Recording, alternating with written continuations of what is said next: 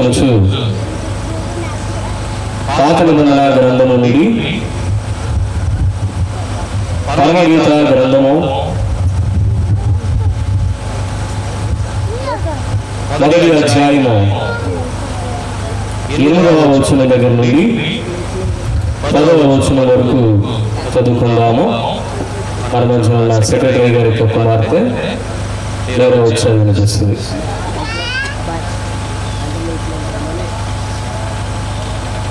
దేవుని యొక్క వాక్య భాగాన్ని గౌరవించు నిమిత్తం అందరూ లేచి నిలబడండి. ఎవరు కూర్చోవద్దు దయచేసి. మరి వాలంటీర్లు ఉన్నవారు పెద్దలు సంఘ పెద్దలు వెనక వస్తున్నటువంటి జనాంగాన్ని సరిగ్గా లైన్లో కూర్చోబెట్టండి.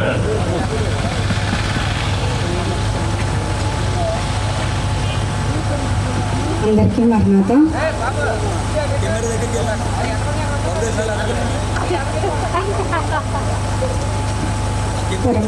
పరమగీతము 1వ అధ్యాయం 8 నుంచి 10 వరకు చదువుకున్నాం.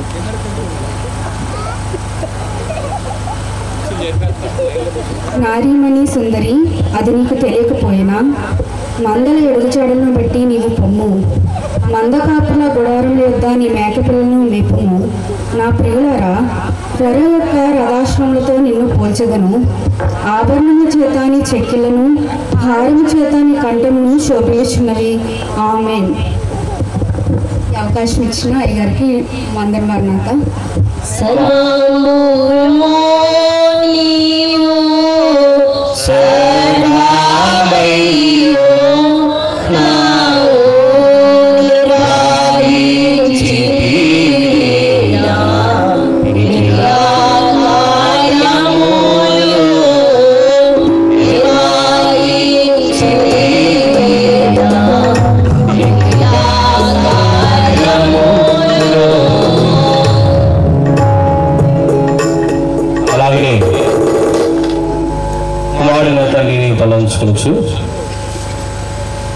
కుమార్తెల పాఠ్యభాగం నుండి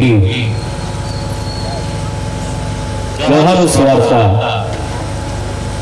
21వ అధ్యాయము 15వ వచనం దగ్గర నుండి 18వ వచనం వరకు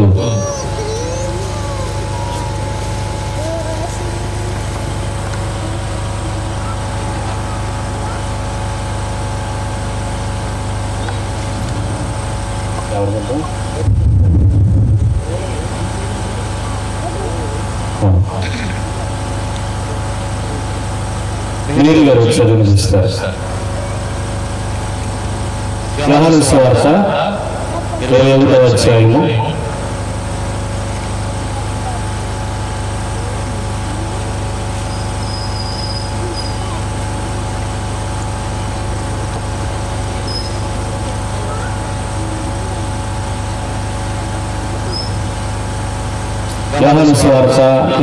అధ్యాయము 15వ వచనం దగ్గర నుండి 17వ వచనం వరకు అది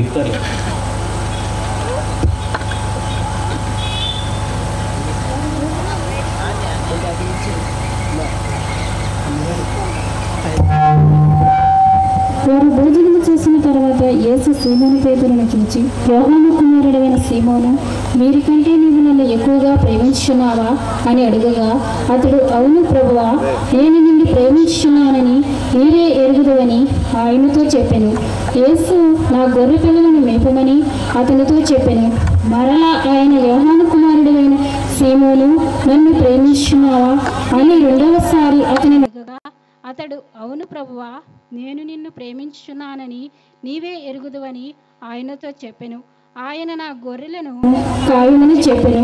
మూడవసారి ఆయన, యోహాను కుమారుడైన సీమోను, నన్ను ప్రేమించున్నావా అని అతనిని అడిగాను. నన్ను ప్రేమించున్నావా అని మూడవసారి తను అడిగినందుకు పేతురు వ్యసనపడి, ప్రభువా, నీవు సమస్తము ఎరిగినవాడవు, నిన్ను ప్రేమించున్నానని నీవే ఎరుగుదువని ఆయనతో చెప్పెను.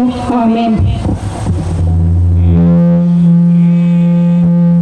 యేసు క్రీస్తు వచ్చి ఇలమాన ఉలమజ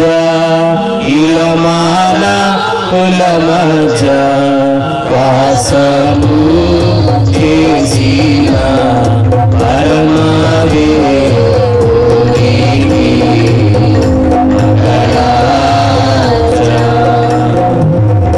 అలాగనే పరిశుద్ధాత్మ తండ్రిని తలంచుకోవచ్చు. యోహాను రాసిన ప్రకటన గ్రంథము 1వ అధ్యాయము 1 నుండి 4 వచనాలు ప్రత్యక్షంగా చదివిపిస్తారు చిన్నమ్మ గారు.